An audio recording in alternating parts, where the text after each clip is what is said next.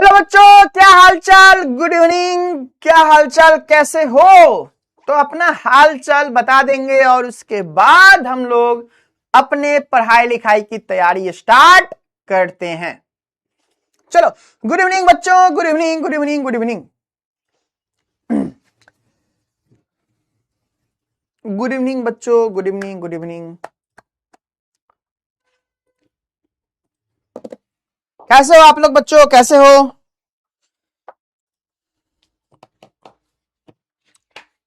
क्या हालचाल, थोड़ा सा हालचाल बता दो। 1-2 मिनट, 1-2 मिनट हालचाल बता दो थोड़ा। कैसा, क्या, कब, क्यों, कैसे, है ना। हाँ जी, न्यू चैप्टर स्टार्ट होगा।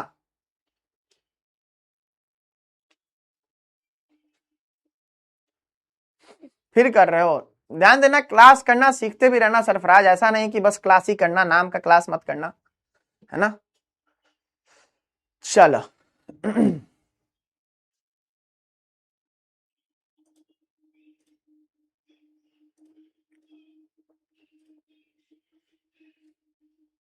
हम भी बहुत बढ़िया, हम भी बहुत बढ़िया है। बारिश हो रही है। चलो, आप घर में हो ना, आप नहीं भीग रहे हो ना। ये बउआ गोलू है। बउआ अभी ये, है ना। चैप्टर नहीं पढ़े हो तो समझ में आएगा। हाँ, चैप्टर 4 समझ में आएगा। जब तक फिजिकल केमिस्ट्री है ना, तब तक ये सब चीज हो सकता है। फिजिकल केमिस्ट्री गया ना, फिर हर लेक्चर एक दूसरे से इंपॉर्टेंट है।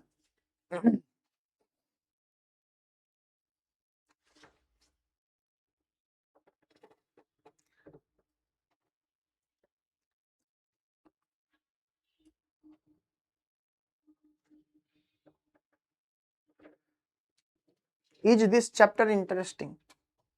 Depends what your definition of interesting is. चलो, आई होप बच्चों, आई होप कि आप लोग पढ़ाई लिखाई कर रहे होगे। प्लीज मेरी बातों को फॉलो करना, रिवीजन करोगे, जैसे बोल रहे हैं वैसे पढ़ोगे, सब चीज समझ में आएगा, कोई दिक्कत नहीं होगा। बट अगर तुम नहीं करोगे चीजों को, तब चीजें दिक्कत होंगी और चीजें आपको समझ में नहीं आएंगी। ठीक है, तो please I request you all कि जैसे बता रहे हैं, जैसे सिखा रहे हैं, वैसे फॉलो करना, कोशिश करना। कोशिश करने वालों की कभी हार नहीं होती, ऐसी बात तो नहीं होती है, बट तुम्हारी हार नहीं होगी। क्यों? क्योंकि तुम जिस चीज में कोशिश कर रहे हो उस चीज में हार पॉसिबल नहीं है। ओके, चलो तो स्टार्ट करते हैं अपने आज के क्लास को। स्टार्ट करते हैं हम लोग आज के अपने क्लास को। चलिए बच्चों,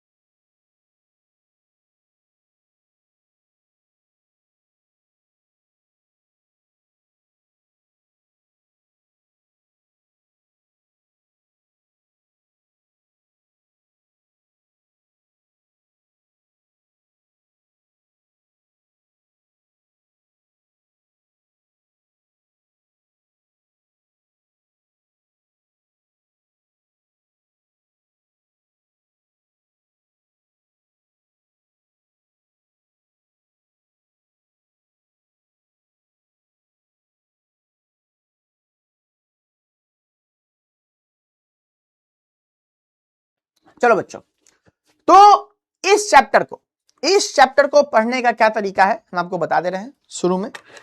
ये चैप्टर प्रैक्टिकल चैप्टर है। ये चैप्टर क्या है बच्चों? प्रैक्टिकल चैप्टर है। ये क्या है? ये प्रैक्टिकल चैप्टर है। इजी है, बट कब इजी है? जब आप खुद से एक बार ट्राई करोगे तब। अगर एक बार ट्राई नहीं करोगे तो ये इजी नहीं रहेगा। अगर आप एक बार ट्राई कर लोगे इसको तो it will be very much easy for you. ठीक है, बहुत चीजें आएंगी इस चैप्टर में। हम चाहते हैं कि तुम्हारा ये फेवरेट चैप्टर हो। क्यों? क्योंकि इससे क्वेश्चंस बनते हैं, क्वेश्चंस इजी बनते हैं क्वेश्चंस तो इजी बनते हैं। ठीक है, इस बात को ध्यान रखना। चलो, तो हम उम्मीद करते हैं मेरी बातों को फॉलो करना।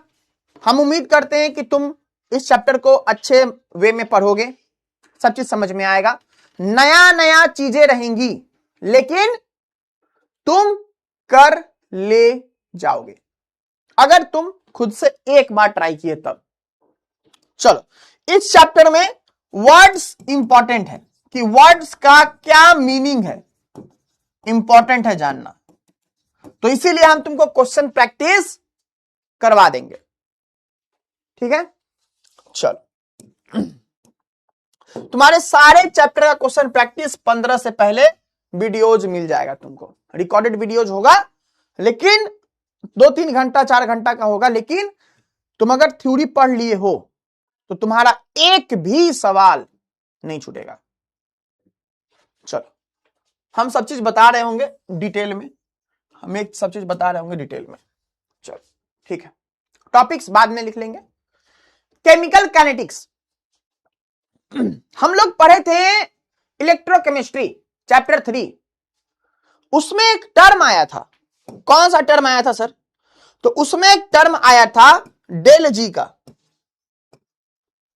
क्या था? Gibbs free energy, change in Gibbs free energy. Del का मतलब चेंज होता है। तो इस वर्ड का क्या मतलब है? इस वर्ड का मतलब है कि हम लोगों का कोई भी केमिकल रिएक्शन होगा कि नहीं, इससे पता चलता है। अगर डेल जी का वैल्यू लेस देन 0 है, इसका मतलब वो केमिकल रिएक्शन अपने आप हो जाएगा, स्पॉन्टेनियस है। अगर डेल जी का वैल्यू ग्रेटर देन 0 है, इसका मतलब वो रिएक्शन खुद से नहीं होगा, नॉन स्पॉन्टेनियस है ना? क्या होगा? नॉन स्पॉन्टेनियस है। अब एक बात बताओ, क्या बात बताए सर? केमिकल काइनेटिक्स में क्या होता है ये बात बताओ। The branch of chemistry, chemistry का वो ब्रांच जो किसके बारे में पढ़ाई लिखाई करे? वो पढ़ाई बताए कि रिएक्शन का रेट क्या है, कि रिएक्शन किस स्पीड से बढ़ रहा है, किस रेट से बढ़ रहा है, इसके बारे में बात करे। और एंड दियर मैकेनिज्म, और जो रिएक्शन हो रहा है उसका क्या मैकेनिज्म है, मतलब अंदर में क्या हो रहा है जो कि रिएक्ट कर रहा है तो प्रोडक्ट बन जा रहा है, इसके बारे में इस चैप्टर में पढ़ाई लिखाई करेंगे। जो वर्ड काइनेटिक्स है, इसका मतलब क्या होता है? काइनेसिस, जिसका मतलब क्या होता है? मूवमेंट। मूवमेंट किसका मतलब? स्पीड से बात है, वहां से रिलेशन है। चलिए, इस चैप्टर में हम लोग उन फैक्टर्स के बारे में भी पढ़ाई लिखाई करेंगे, डिफरेंट फैक्टर्स जो कि स्पीड ऑफ केमिकल रिएक्शन को अफेक्ट करेंगे। ठीक है, कुछ रिएक्शन बहुत स्लो होते हैं, कुछ रिएक्शन बहुत फास्ट होते हैं, कुछ रिएक्शन मॉडरेट स्पीड पे होते हैं। तो कहीं कहीं तुम देखोगे वीडियोज में कि बोलेगा सब कि हम लोग मॉडरेट वाला पढ़ते हैं। नहीं, ऐसी बात नहीं है, हम लोग सारे रिएक्शंस पढ़ते हैं, तो ये बात नहीं। तो इस चैप्टर में हम लोग सारे टाइप के रिएक्शंस को पढ़ेंगे, जो भी हम लोग को एग्जांपल्स में सिलेबस अलाउ करता है वो। अच्छा, एक बात बताओ, तुम लोग सुने हो ना कि कोल से डायमंड बन जाता है, कि अगर हम लोग हीरा को बहुत हाई प्रेशर ये सब चीज देते हैं तो क्या होता है? डायमंड बन जाता है। बहुत इस पे मोटिवेशनल लाइंस भी है कि नहीं? तो यहां पे ध्यान देना कि कोल से डायमंड जो बन रहा है, कोल से डायमंड जो बन रहा है वो क्या है, कितने टाइम में बन रहा है, ये बात नहीं पता चलता है। ये बात श्योर है कि कोल से डायमंड बनेगा, बट कितने साल में बनेगा ये बात नहीं पता होता है। तो इस चैप्टर के पढ़ाई लिखाई से हम लोग ये बता सकते हैं कि कोल कितने टाइम में डायमंड में बनेगा। ठीक है, कि कोई भी रिएक्शन हो रहा है तो किस रेट पे हो रहा है, किस स्पीड से हो रहा है, उसके बारे में हम लोग पढ़ाई लिखाई करते हैं। Rate of a chemical reaction, chemical reaction का रेट। तो किसी भी केमिकल रिएक्शन का रेट को कैसे डिफाइन करते हैं वो देखो। अच्छा एक बात बताना इससे पहले, मान लो तुम एक गाड़ी है जो एक लोकेशन ए से कहां गया, वो लोकेशन बी तक गया, 60 किलोमीटर डिस्टेंस था, 1 घंटा टाइम लिया। अब कोई दूसरा गाड़ी है, ये ए से बी गया और 60 किलोमीटर ही डिस्टेंस है, और टाइम कितना लिया, ये आधा घंटा टाइम लिया, 30 मिनट्स। तो बताओ कौन ज्यादा तेज था, कौन ज्यादा तेज था, जल्दी बता दो बच्चों, कौन ज्यादा तेज चला, किसका स्पीड ज्यादा था।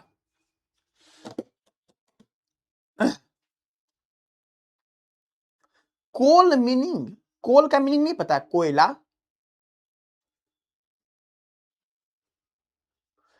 कौन ज्यादा स्पीड से चल रहा है, किसका स्पीड ज्यादा है, सेकेंड नंबर ना, है कि नहीं। तो हम लोग स्पीड ये सब कैसे मेजर करते हैं बच्चों, हम लोग स्पीड ये सब कैसे मेजर करते हैं, तो कितना डिस्टेंस ट्रेवल हुआ, कितना डिस्टेंस ट्रेवल हुआ और कितने टाइम में हुआ, टाइम टेकन, कि कितना डिस्टेंस ट्रेवल हुआ। रेट का मतलब वही बता रहे ना, रेट का मतलब देखो ना, रेट, अब रेट का गति कह लो, रेट का मतलब गति हो सकता है ना, अब उसका हिंदी मीनिंग तो नहीं पता बुआ, है ना। चलो देखो, ए से बी गया तो कितना डिस्टेंस ट्रेवल हुआ और कितना टाइम लगा उस डिस्टेंस को ट्रेवल करने में। तो ये तरीका है स्पीड नापने का, है ना, क्या है, ये तरीका है स्पीड नापने का, है कि नहीं। अब केमिकल रिएक्शन का स्पीड कैसे पता चलेगा भाई, केमिकल रिएक्शन का स्पीड कैसे पता चलेगा। तो केमिकल रिएक्शन का स्पीड जानने के लिए क्या करना होता है, अच्छा बताओ केमिकल रिएक्शन में क्या क्या होता है, तो तुम बोलोगे केमिकल रिएक्शन में सर दो चीज होता है, एक होता है सर जी रिएक्टेंट और एक होता है सर जी प्रोडक्ट। क्या होता है, एक होता है सर जी रिएक्टेंट और एक चीज का होता है हम लोग का प्रोडक्ट, है ना। अब इसी के बीच ना केमिकल रिएक्शन होता है बच्चों, रिएक्टेंट के बीच होता है तो प्रोडक्ट बनता है। तो हम लोग क्या करेंगे, एक कंटेनर में रिएक्टेंट ले लिए, तो शुरू में इतना रिएक्टेंट था,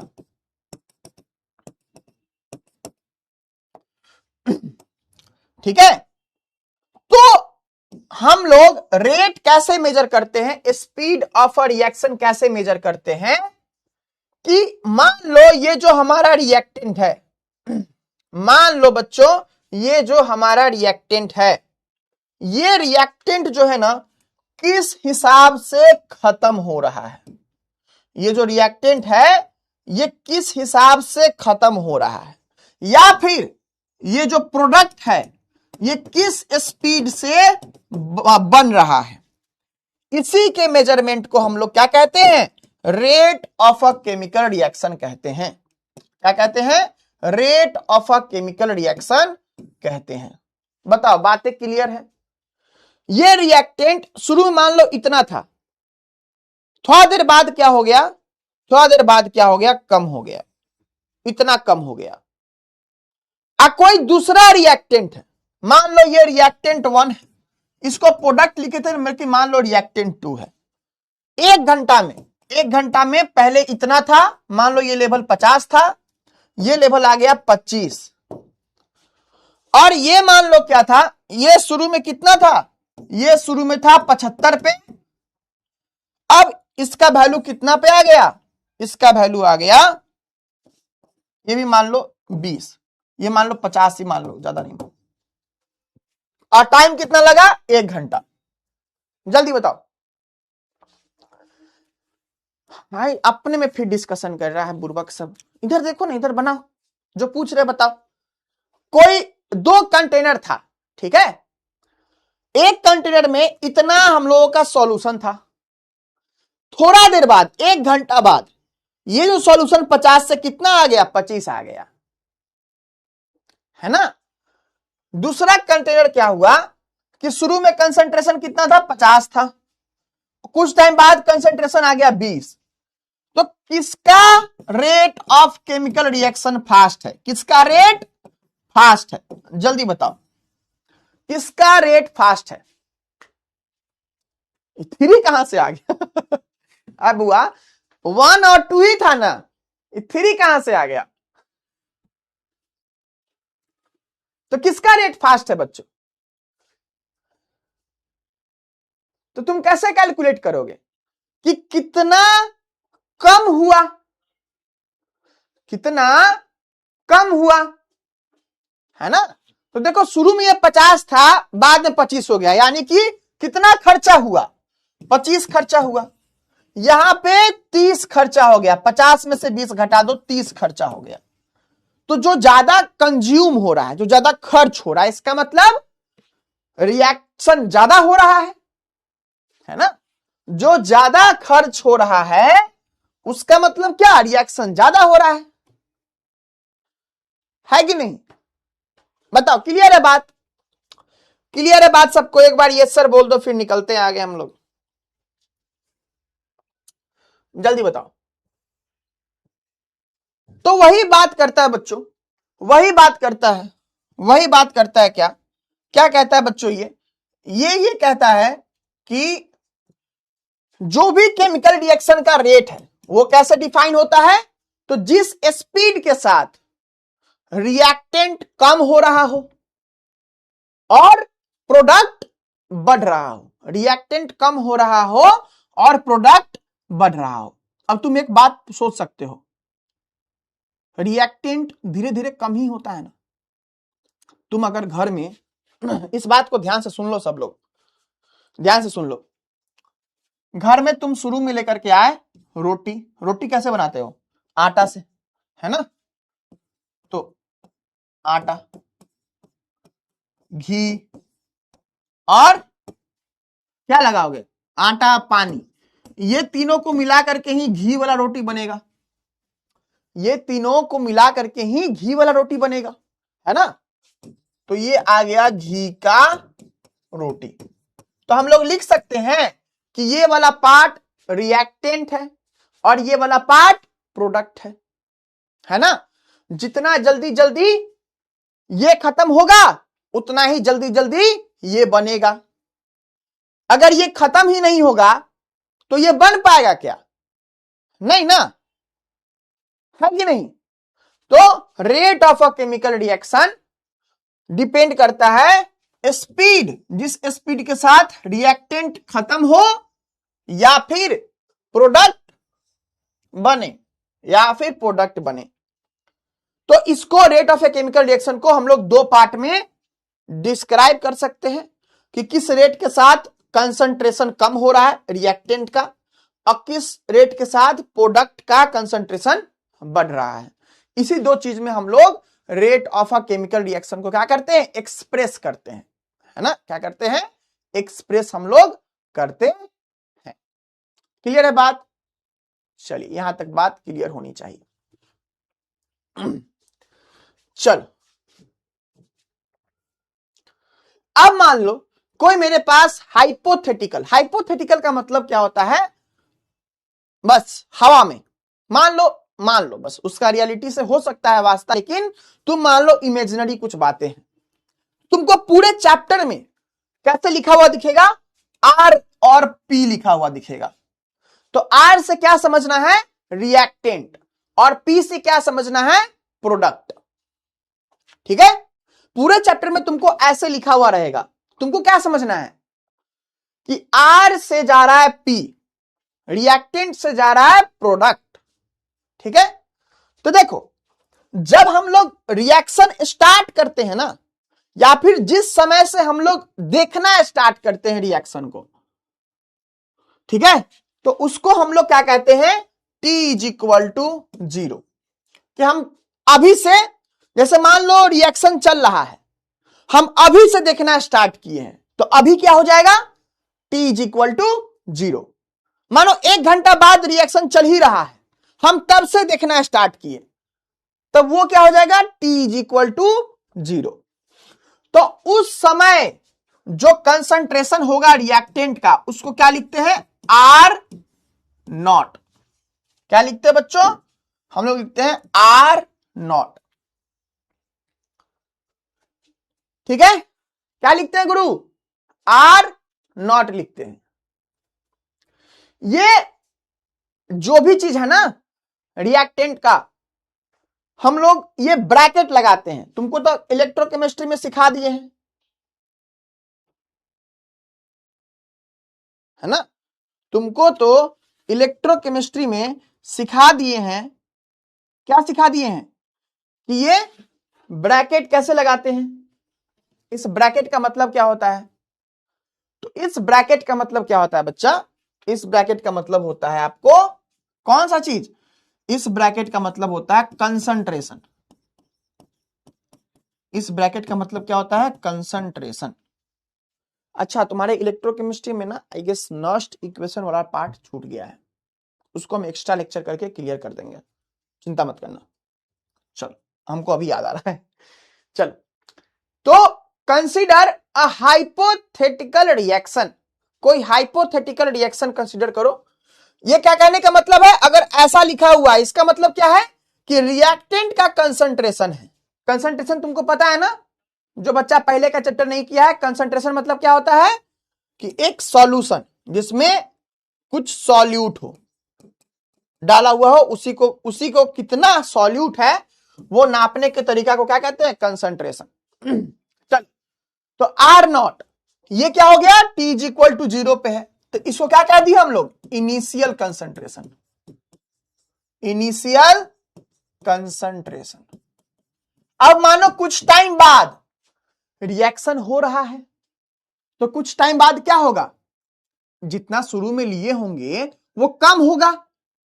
अरे सर, अरे भैया इधर आइए, शुरू में आटा तुम 10 किलो लिए होगे, घी 1 केजी लिए होगे, पानी 2 लीटर लिए होगे, तो थोड़ा देर बाद ये वाला जो चीज है ये घटवे करेगा ना, तो रिएक्टेंट घटता ही है। ठीक है, तो उसके बाद 8 केजी हो गया, ये 500 ग्राम घी हो गया और 1 लीटर पानी हो गया, तो ये घट जाता है। और जितना घटा है वो क्या बना होगा, घी का रोटी बना होगा, तो प्रोडक्ट का फॉर्मेशन हुआ होगा। तो जितना घटा उतना बना। ठीक है, तो क्या हो गया बच्चों कि T इज इक्वल टू 0 पे कंसंट्रेशन R नॉट है, और कुछ टाइम बाद T, after time T concentration कितना हो जाएगा, RT। ठीक है, RT लिखा हुआ है। RT कहने का मतलब concentration of reactant at time T। इसका मतलब क्या हो गया बच्चों, concentration of reactant at time T। ठीक है, concentration of reactant at time T। अब हो सकता है इनिशियली प्रोडक्ट 0 हो, जरूरी नहीं कि 0 हो, लेकिन हो भी सकता है 0 हो, हम लोग मान लिए 0। ठीक है, तो इनिशियल प्रोडक्ट का कुछ 0 है, तो कुछ टाइम बाद कितना होगा, PT। तो क्या है ये, concentration of product after time T। Concentration of product after time T। जो प्रोडक्ट का कंसंट्रेशन है उसको क्या कहते हैं हम लोग, PT कहते हैं। और ये P का मतलब क्या है, molar concentration of product, R का मतलब मोलर कंसंट्रेशन ऑफ रिएक्टेंट। चलिए, अब है जिस रेट के साथ ना रिएक्टेंट कम होता है ना, उसको हम लोग क्या कहते हैं, rate of disappearance of reactant कहते हैं। तो the rate at which a reactant disappears, reactant is consumed. जिस रेट के साथ रिएक्टेंट खत्म होता है उसको हम लोग क्या कहते हैं, रेट ऑफ डिसअपियरेंस कहते हैं, है ना। ये क्या होता है बच्चों, ये होता है आपको क्या होता है, तो इसको ये आर ओ और डी है ना, R O D rate of disappearance, क्या बच्चों, आर ओ डी। तो आर ओ डी क्या हो जाएगा, इसको ऐसे लिख दे रहे हैं, R O D of reactant, है ना। तो क्या हो जाएगा बच्चों, कितना खत्म हुआ कैसे पता चलेगा, जल्दी बताओ। देखो यहां पे फाइनल 8 केजी था, अब पहले 10 केजी था, तो कितना खत्म हुआ, जल्दी बताओ, कमेंट बॉक्स खोल रहे हैं, जल्दी बताओ कितना कम हुआ, जल्दी बताओ कितना कम हुआ, जल्दी बताओ कितना कम हुआ बुआ। पहले 10 था 8 हो गया, तो कितना कम हुआ,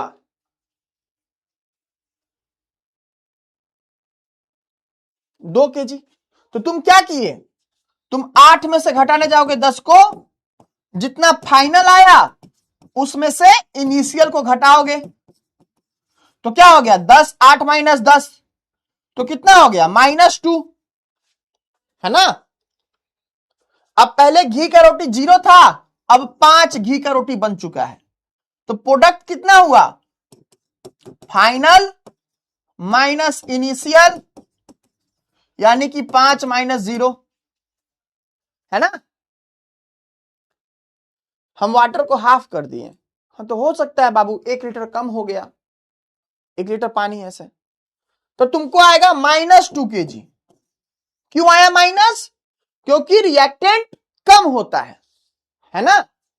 तो इसीलिए हम लोग, लेकिन रेट तो है ना बच्चा, किसी ना किसी रेट से तो हो रहा है, तो इसीलिए हम रिएक्टेंट के आगे ना एक माइनस लगा देते हैं, ताकि रेट वाला टर्म हम लोगों का पॉजिटिव हो जाए। रिएक्टेंट और प्रोडक्ट का रियल मीनिंग, मतलब ये तो कौन सवाल हुआ बउआ, है ना, ये कौन सवाल हुआ सर, निगेटिव कैसे आया। देखो ना यहां पे ना फाइनल कम है ना, इनिशियल ज्यादा है, तो फाइनल माइनस इनिशियल करते हैं तो निगेटिव आता है, इसीलिए इसको पॉजिटिव बनाने के लिए हम लोग एक और निगेटिव लगा देते हैं, है ना, इसीलिए हम लोग एक और निगेटिव लगा देते हैं। 5 कैसे आया, देखिए ना, प्रोडक्ट पहले इनिशियल 0 घी का रोटी था, लेकिन फाइनल में 5 को घी का रोटी आ गया, इतना खर्च हुआ ना, तो ये खर्च होके घी का रोटी बना है। इनिशियल में 0 कैसे, मेरा मन था हम मान लिए, इनिशियल मतलब शुरू में, ठीक है, इनिशियल मतलब शुरू में, वो इनिशियल का मतलब नहीं पता है, शुरू में, फाइनल मतलब बाद में, है ना। तो 5 में से 0 करोगे तो माइनस करोगे तो 5 ही आएगा ना। और इसमें देखो, इसमें फाइनल ज्यादा है इनिशियल से, तो इसीलिए इसमें हम लोग माइनस नहीं लगाते हैं, इसीलिए इसमें माइनस हम लोग नहीं निकालते। हाँ नाविया, मतलब फाइनल को इनिशियल से माइनस करना है, हाँ जी, फाइनल माइनस इनिशियल करना है, क्या करना है, फाइनल माइनस इनिशियल करना है, और जब रिएक्टेंट का केस हो तो एक माइनस लगा देना है। नहीं बच्चा अध्याय अभी तक तो नहीं आया नॉर्मलिटी, आप देखे हो पीवाईक्यू में, नहीं है ना, तो नहीं आया है। अब वो लास्ट में 2 पेज छोड़ देना है ना। नहीं अरे राजेश हम क्या बता रहे हैं, अपने से पॉजिटिव करने को बोल रहे हैं क्या, नहीं ना, सुनो तो क्या लिख रहे हैं पहले, देखो आओ, देखो सब लोग चुप हो जाओ, देखो सब लोग पहले देख लो एक बार, हड़बड़ाओ नहीं तुम लोग, है ना। देखो अभी हम चीजों को बता रहे हैं ना बुआ, तो जब चीजों को कंप्लीट कर लेंगे ना, तुम अपना क्वेश्चन करना, क्योंकि तब तक तो तुम्हारा कोई क्वेश्चन बचेगा नहीं, हम सब चीज बता दिए रहेंगे, है ना। चलो तो कितना कम हुआ, तो क्या लिखेंगे, final concentration, final concentration minus initial concentration minus initial concentration, ठीक है। और चूंकि ये वाला वैल्यू क्या आता है हम लोग का, निगेटिव आता है, तो जब भी रिएक्टेंट का कैलकुलेट करेंगे तो एक माइनस साइन लगा देंगे, एक माइनस साइन, ताकि ये माइनस माइनस मल्टीप्लाई होके प्लस हो जाए, और डिवाइडेड बाय कितना टाइम लगा, टाइम टेकन, कितना टाइम लगा इतना घटने में। चलो जल्दी बताओ, प्रोडक्ट का क्या करेंगे, तो कैसे लिखेंगे, तो जिस रेट के साथ रिएक्टेंट कंज्यूम होता है, और यहां पे क्या हो जाएगा, the rate at which product is found,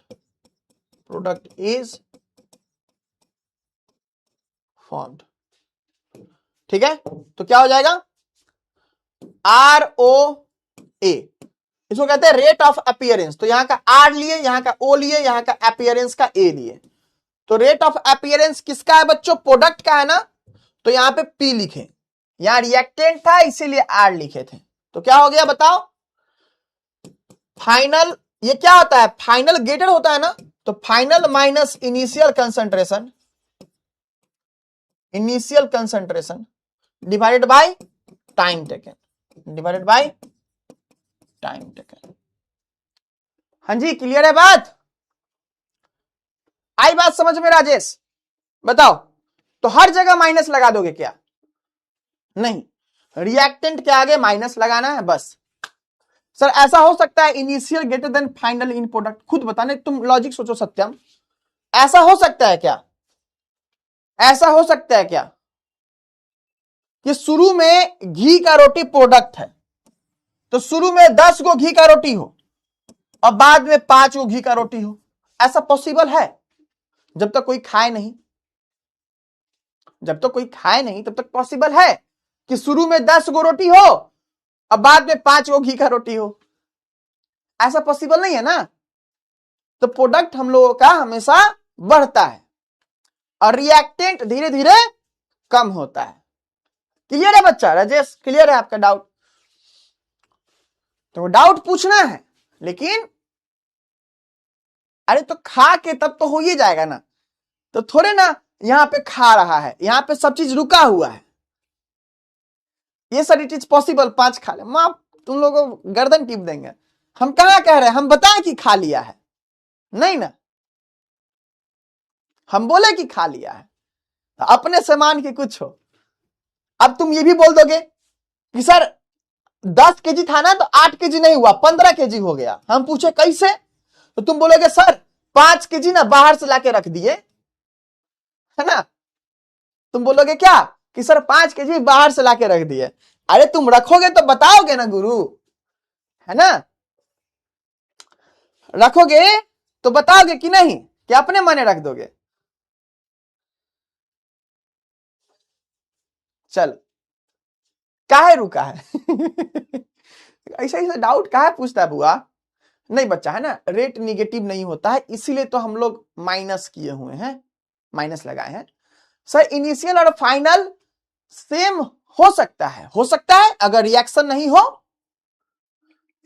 sir ghee 1 KG से 500 ग्राम कैसे हो गया, तुम लोग सचमुच ये सवाल पूछ रहे हो या फिर मजाक कर रहे हो, अरे घी का रोटी बनता है बउआ, तो घी लगेगा ना रोटी पे, तो घी कम होगा ना।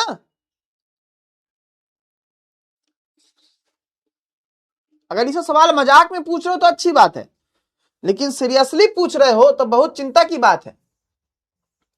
तो हम मान लिए कि 1 केजी से 500 ग्राम हो गया, अरे 500 ग्राम है बुर्बक, केजी मत समझ लेना, है ना। फाइनल 5 कैसे आया, अब इसमें कहां फाइनल 5 बुआ, अपने मन से मान लिए, तुम कहो 10 मान ले, चलो ठीक है 10 मान लिए, हम समझाना है ना डेटा, इनिशियल में 0 कैसे, हम बताए हैं सत्यम, क्यों गुस्सा दिला रहे हो, हाँ?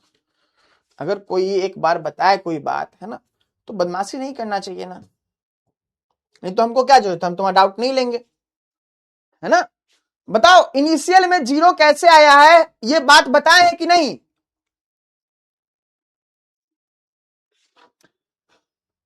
प्रोडक्ट वाले में माइनस का साइन नहीं होगा बच्चा। क्यों? क्योंकि प्रोडक्ट में फाइनल बड़ा होता है इनिशियल से। ठीक है, हम मानते तो बहुत कुछ है तो हम मान लेंगे, तुम अपने कॉपी में 1 लिख के बना लो, है ना।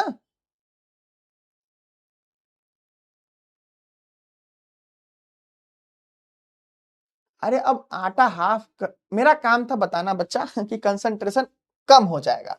अब तुमको रोटी बनाना है, तुम रोटी बनाओ कि नहीं सर आटा 2 kg खत्म हुआ तो उसमें घी आधा kg कैसे खत्म हो जाएगा।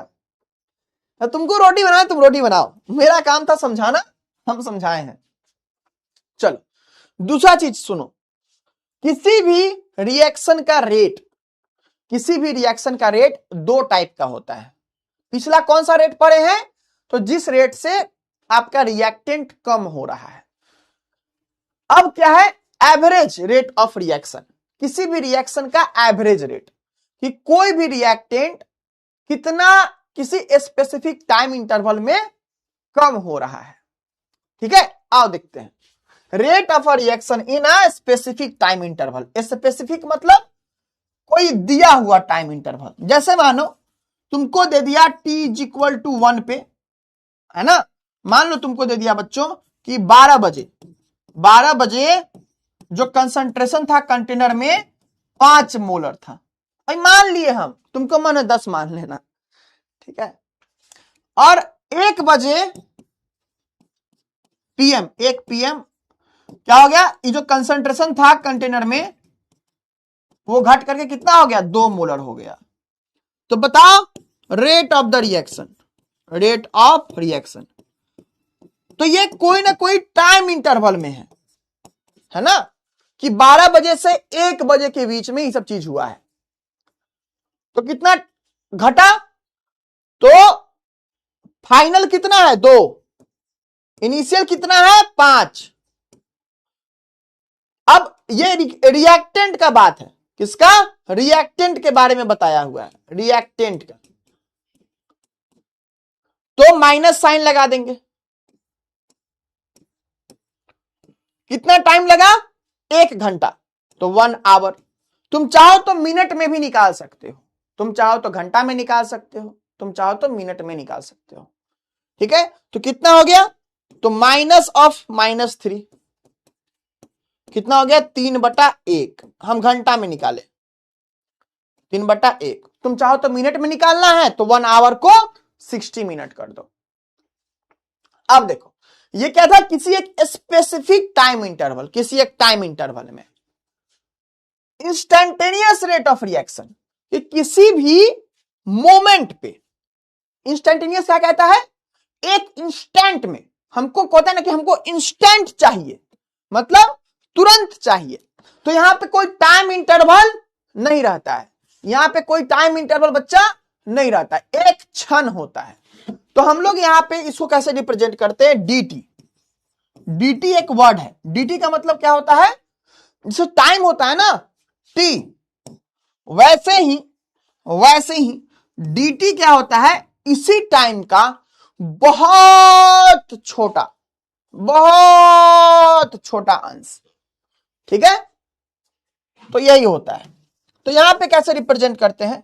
यहां पे हम लोग 2 टाइप का होता है, एक किसी खास इंस्टेंट पे। तो यहां पे कैसे रिप्रेजेंट करते हैं? तो d r बाई dt। तो इसको d बाई dt करके हम लोग क्या करते हैं? इसको रिप्रेजेंट करते हैं। क्या करते हैं? इसको रिप्रेजेंट करते हैं। ये ऊपर में dr है, इसका मतलब क्या है? कि चेंज इन कंसंट्रेशन किसका? ऑफ रिएक्टेंट के कंसंट्रेशन में इन dt टाइम इंटरवल, मतलब कि उस एक इंस्टेंट में जितना रिएक्टेंट का कंसंट्रेशन चेंज हो रहा है उसी को क्या कहेंगे हम लोग? इंस्टेंटेनियस रेट ऑफ रिएक्शन कहेंगे। उस खास इंस्टेंट में, वहां पे टाइम इंटरवल नहीं है और ये बहुत छोटा होता है। dt is very very very very small, dt एक क्षण कितना छोटा होता है, जितना छोटा सोच सकते हो उससे भी छोटा, एकदम छोटा, एकदम छोटा। ठीक है बच्चों, तो ये बात थी। अब किसी भी रिएक्शन का रेट कैसे पता करेंगे? तो देखो जो भी रिएक्शन दिया हुआ हो, जो भी रिएक्शन, अच्छा चलो यहां तक बता दो पहले, सबको क्लियर है? जो भी यहां तक सबको क्लियर है? तो क्यों नहीं बनाओ बच्चा, है ना, बनाओगे ना तुम। मतलब विशाल एक बच्चा बोल रहा है कि सर हम ना पहले क्लास किए ना पहले नोट बनाए हैं। हाँ इस पे क्वेश्चन बनवाएंगे ना बउआ, रुको ना, कहला हड़बड़ा रहा है, हम बताएंगे ना, आगे बताएंगे, पढ़ाने दो, है ना, तुम भविष्य नहीं ना देखा है, हम बताएंगे ना, क्या हड़बड़ा रहा है, मत परेशान हो। चलो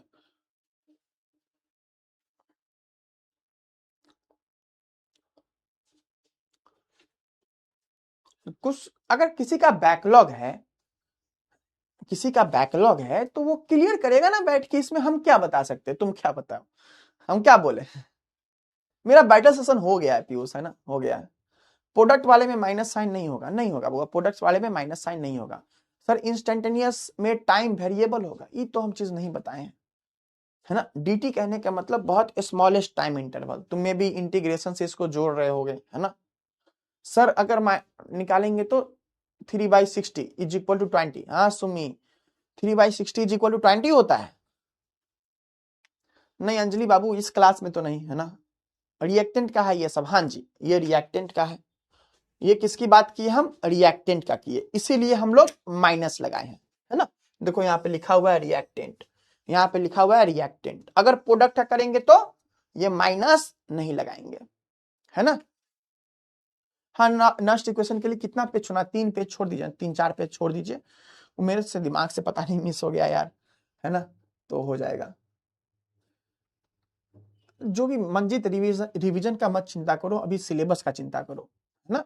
अभी सिलेबस पर हो, तुम्हारा सिलेबस फास्ट चल रहा है तो इसलिए तुमको रिवीजन का चिंता नहीं है। हाँ जो चैप्टर पढ़ा रहे हो वो एक बार पहले का पढ़ के आओगे तभी हो जाएगा ना, ठीक है। क्लियर है बच्चा? चलो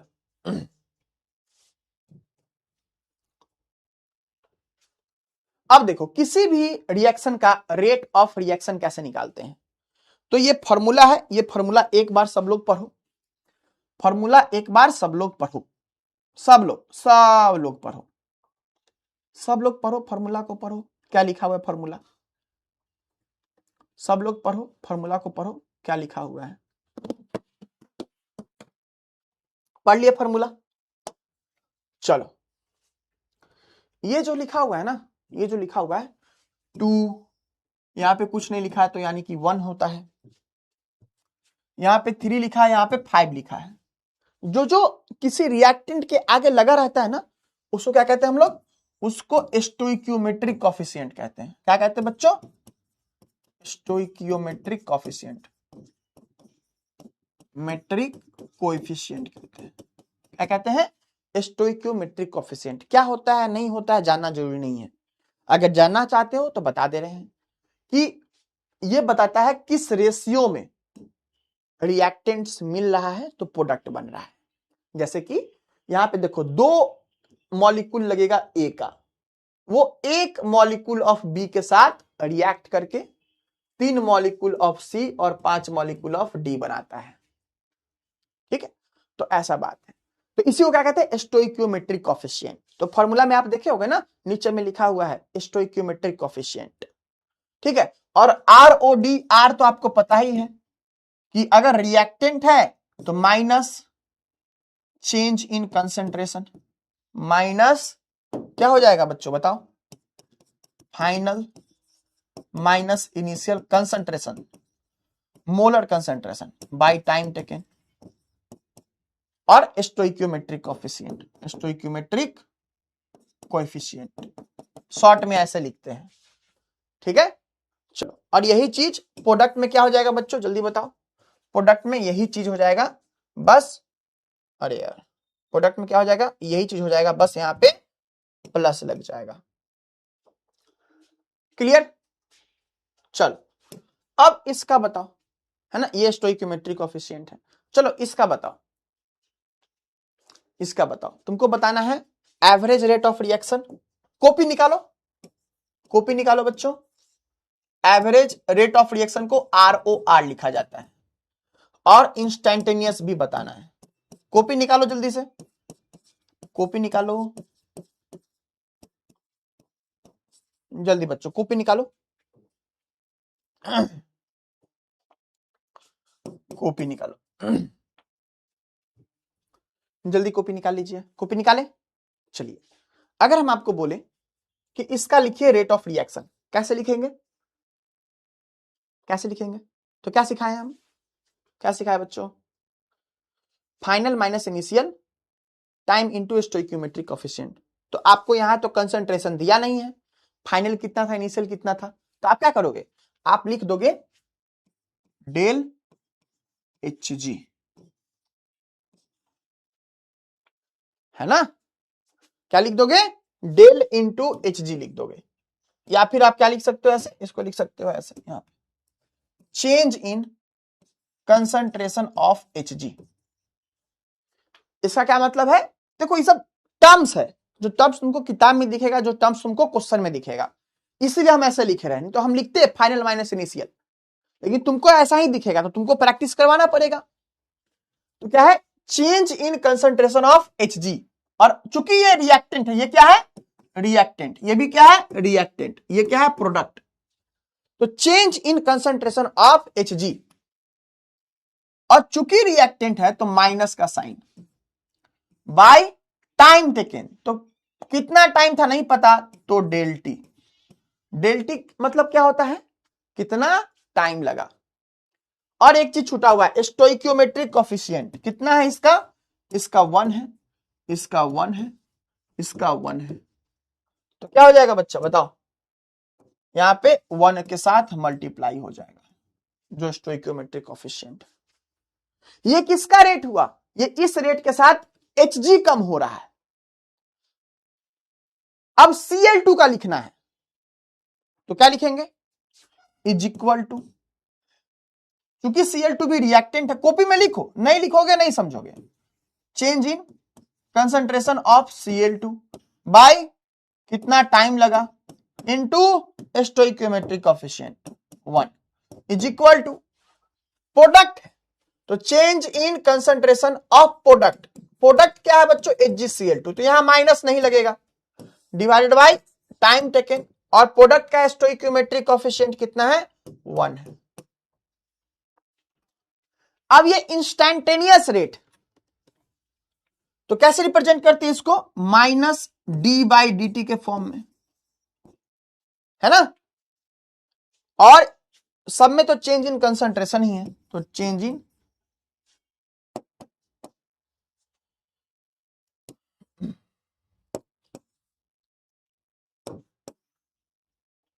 ठीक है। चल क्या हो जाएगा बताओ, यहां पे d/dt ऑफ Hg, या किसका हो जाएगा दूसरा, Cl2, ये किसका हो जाएगा, HgCl2, क्लियर। और स्टोइकियोमेट्रिक कोएफिशिएंट के साथ डिवाइड, कितना है इसका 1, कितना है इसका 1, कितना है इसका 1। बताओ किसी बच्चे को कोई दिक्कत, किसी बच्चे को कोई दिक्कत, जल्दी बताओ। देखो हर स्टेप लिख कर बता रहे हैं, हर स्टेप पूछ रहे हैं, है ना। हाँ बच्चा रिएक्टेंट कह सकते हैं हम, है ना, रिएक्टेंट का है।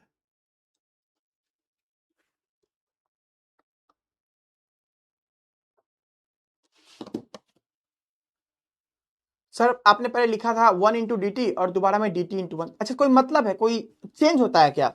अरे ये मल्टीप्लाई है, मल्टीप्लाई को डॉट से भी रिप्रेजेंट करते हैं बुर्बक, मल्टीप्लाई को ना डॉट से भी रिप्रेजेंट करते हैं, है ना, लिखते हैं ना a into B, a into B, ये बात बराबर है ना बुआ, क्लियर। माइनस डी कैसे, अच्छा इसमें माइनस क्यों, गलती से है, पॉजिटिव होगा, क्लियर।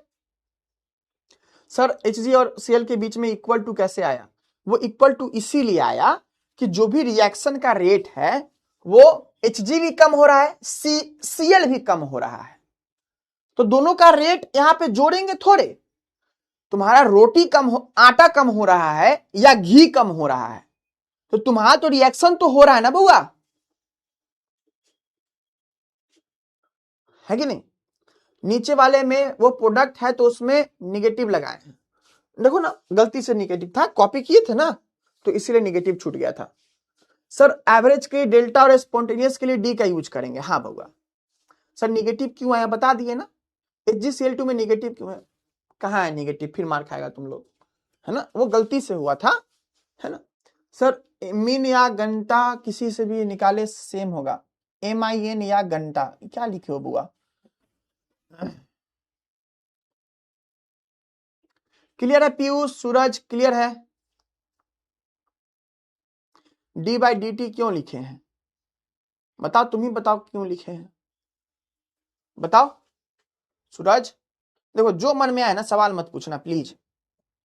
देखो ना क्या लिखे हैं, d/dt का मतलब क्या है यहाँ पे, ये जो ऊपर वाला टर्म है d ऑफ r, इसका मतलब क्या है, change in concentration of reactant dt time में, है ना, तो ये चीज है। और डिफरेंशिएशन नहीं है बउआ, नहीं तो हम नहीं बोल देते डिफरेंशिएशन है। डिफरेंशिएशन का मतलब ये नहीं होता है कि d/dt लिखा हुआ है तो तुम कह सकते हो।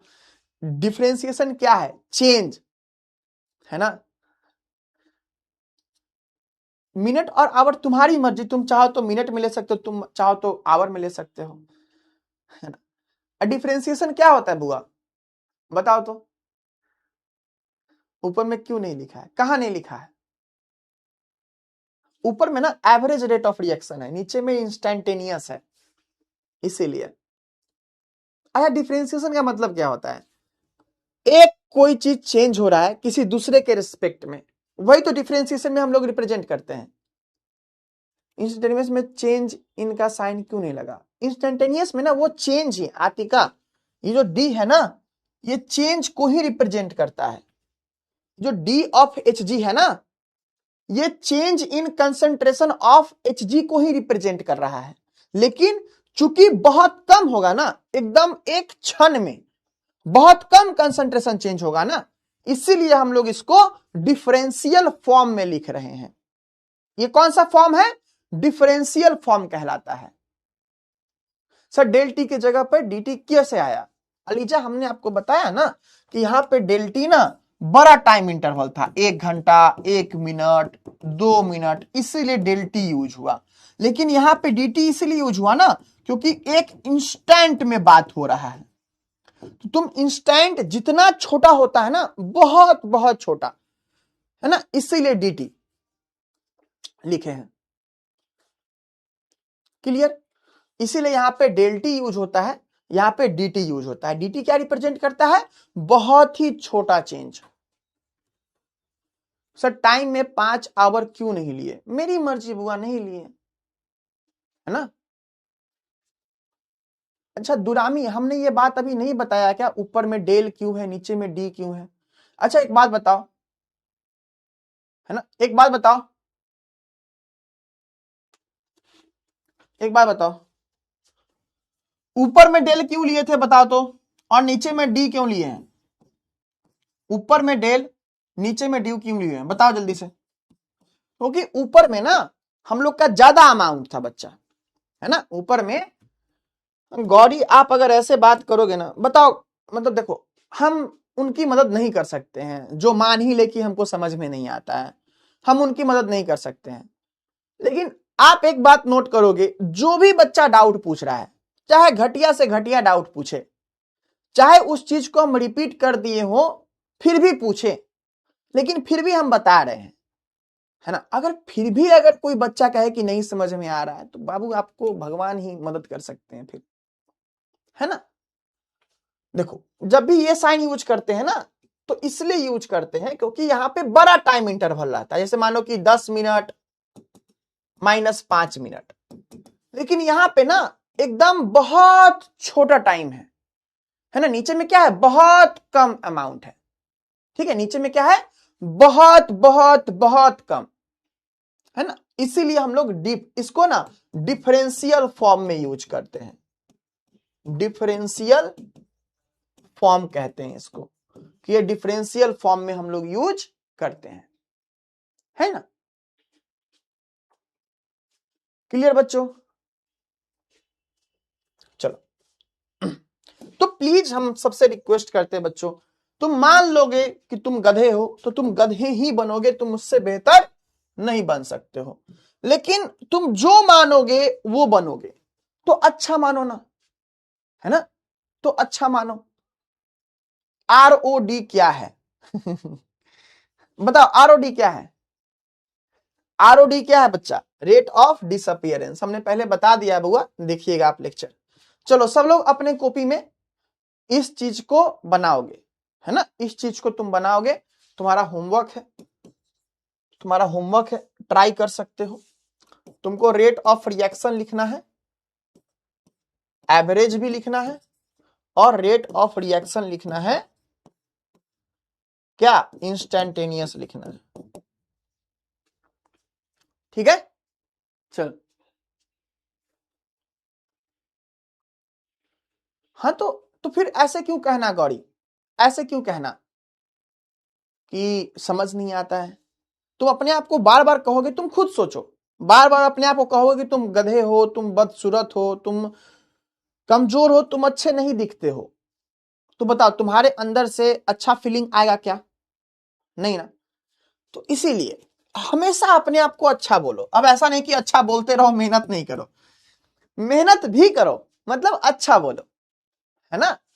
ऐसे हम चेक कैसे करेंगे? तुम है ना, तुम करो, है ना, हम, अरे ऐसा नहीं है कि जो मानोगे, हम क्या, हम तो बोले ही कि एक्शन भी करोगे तब होगा, सिर्फ सोचने से नहीं होगा। तो तुमको PM बनना है तो तुम PM जैसा काम करो, है ना।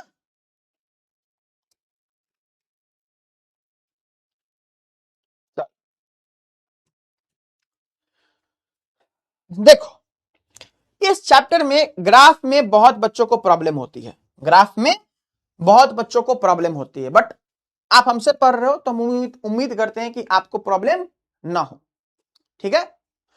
क्या है बात यहां पे कि तुम खुद बताओ, रिएक्टेंट धीरे धीरे क्या हो रहा है? कम हो रहा है ना। रिएक्टेंट धीरे धीरे क्या हो रहा है बच्चा? कम हो रहा है कि नहीं?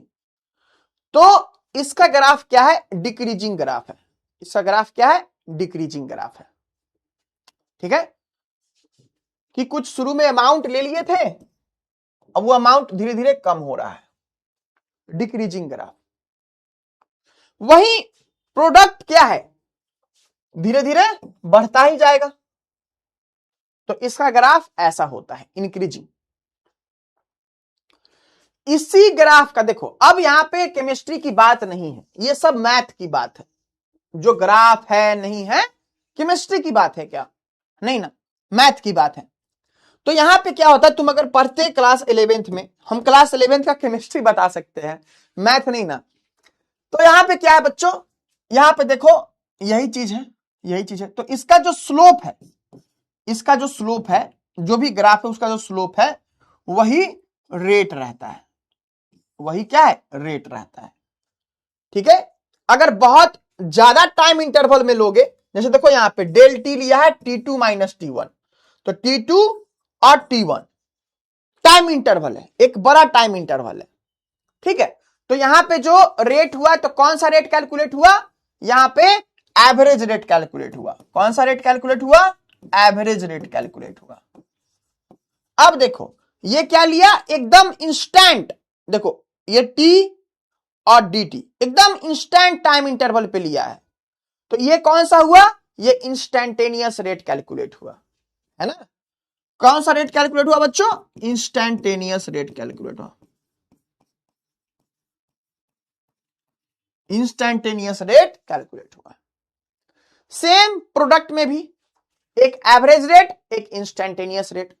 इसका स्लोप देखो पॉजिटिव है, इसका स्लोप देखो माइनस लगा है, नहीं ना, प्लस लगा है, मतलब माइनस नहीं लगा, इसका मतलब पॉजिटिव है। यहां पे देखो माइनस लगा हुआ है, क्या लगा हुआ है? माइनस लगा हुआ है, ठीक है। तो ग्राफ समझ में आ गया। यहां देखो क्या है? कंसंट्रेशन ऑफ रिएक्टेंट है और टाइम। तो तुमको लिखा रहेगा कंसंट्रेशन ऑफ प्रोडक्ट और टाइम, तो बढ़ेगा प्रोडक्ट कंसंट्रेशन और रिएक्टेंट का कंसंट्रेशन घटेगा, है ना। चलिए अब ये क्वेश्चन है तुम बनाना, है ना, ये क्वेश्चन है तुम बनाना। क्वेश्चन का लैंग्वेज पढ़ो, क्या है कि कोई रिएक्शन है, आर से पी जा रहा है, बोले थे ना ऐसा ही लैंग्वेज यूज करता है, तो आर से पी जा रहा है, इसका स्टोइकियोमेट्रिक कोएफिशिएंट क्या है 1 है। Concentration of a reactant change करता है, कहां से कहां, फ्रॉम 0.03 से 0.02, तो बताओ इनिशियल कितना होगा, मन में सोचो, और फाइनल कंसंट्रेशन कौन होगा। तो चेंज कर रहा है कहां से कहां, 0.03 से 0.02, मतलब शुरू में तो ज्यादा रहता है ना रिएक्टेंट, और यहां कह दिया रिएक्टेंट तो शुरू में ज्यादा रहता है, तो इनिशियल क्या कौन हो गया 0.03, फाइनल कौन हो गया 0.02। कैलकुलेट एवरेज रेट, किसमें, मिनट में भी करना है और सेकेंड में भी, तो जो टाइम से डिवाइड करोगे, कितना टाइम है 25 मिनट, तो टाइम से डिवाइड करो 25, पहले क्या निकालोगे, पहले चेंज निकालोगे, फिर डिवाइड करोगे 25 से, तो एक बार 25 मिनट रखना तो मिनट में आ जाएगा, उसके बाद 25 मिनट को चेंज कर देना सेकेंड में, करो कैलकुलेट करना, ठीक है, घर पे कैलकुलेट करना, कल इसका आंसर बता देंगे। दूसरा में सेम बात है, बस यहां ध्यान देना कि यहां पे 2 वे है, स्टोइकियोमेट्रिक कोएफिशिएंट लग गया है, तो रेट ऑफ रिएक्शन में डिवाइड करने का आपको पड़ेगा। तो बनाओ क्वेश्चन, हम कल बताएंगे। एक ये क्वेश्चन है, पढ़ना, बहुत बड़ा क्वेश्चन लगेगा, तुमको क्या ध्यान देना है, इनिशियल कौन है, फाइनल कितना है, और कितना टाइम लगा, बस ये 3 चीज तुमको देखना है किसी भी रिएक्शन में। तीनों क्वेश्चन अटेम्प्ट करोगे सारे बच्चे, देखो मेरा सिंपल बात है, हम मेहनत करते हैं, हम चाहते हैं मेरे बच्चे भी मेहनत करें, तो मेरे साथ साथ मेरी बात को फॉलो करोगे, तुमको टॉपर बनने से कोई नहीं रोक सकता, तुम जीवन में भी टॉपर बनोगे, सिर्फ केमिस्ट्री में नहीं। तो जो क्वेश्चन बना लेगा, अपने से ट्राई करेगा, सीख जाएगा, जो नहीं ट्राई करेगा, नहीं बनाएगा, नहीं सीखेगा। चलो अब है रेट लॉ, चलो यहां तक बातें क्लियर है सबको, एक बार बता दो, एक बार बातें देखो, देख रहे हो हर 5-10 मिनट में पूछ रहे हैं कि बात क्लियर है, क्यों, क्या जरूरी है, हम बिना पूछे भी तो आगे बढ़ सकते हैं, लेकिन इसलिए पूछते हैं ताकि कोई भी एक बच्चा हो जिसको थोड़ा सा भी लग रहा हो कि हाँ ऐसी बात है, ऐसी बात है ना, वो क्लियर हो जाए, है ना। सब बदनाम करके रखा हुआ है सब्जेक्ट को कि केमिस्ट्री हार्ड लगता है, वो ये बात नहीं बताएगा कि हम बचपन में नहीं पढ़े हैं, हम कभी पढ़े ही नहीं है केमिस्ट्री, है ना। वो ये नहीं बोलेगा कि मेरा इंग्लिश कमजोर है, वो ये नहीं बोलेगा कि केमिस्ट्री में हमको मैथ्स में दिक्कत होता है, उसके कैलकुलेशन में, लेकिन दिमाग में क्या डाल दिया आपने, केमिस्ट्री बहुत टफ है, केमिस्ट्री बहुत टफ है। और आप अपने माइंड को कसम से, ये रिसर्च में आया हुआ है कि आप 10 दिन अपने माइंड को बोलो कि आप ये हो, ये हो, ये हो, आप वैसे ही सोचने लगोगे, और अगर आप माइंड को बताओगे कि हम 10 दिन बहुत ऐसे ऐसे, वो वैसे सोचने लगता है। तो please I request you all बच्चों कि प्लीज ऐसा मत करो, है ना, प्लीज ऐसा अपने आप अपने फ्यूचर के साथ मत करो। क्यों, क्योंकि आपको फिर दिक्कत होगी ना, आप बिहार के बच्चे हो, तो आपके पास ऑप्शन ही नहीं है फेल होने का, है ना। तो प्लीज मेहनत करना, प्लीज अच्छे से करना। चलो एक टर्म है rate law, rate expression, rate equation.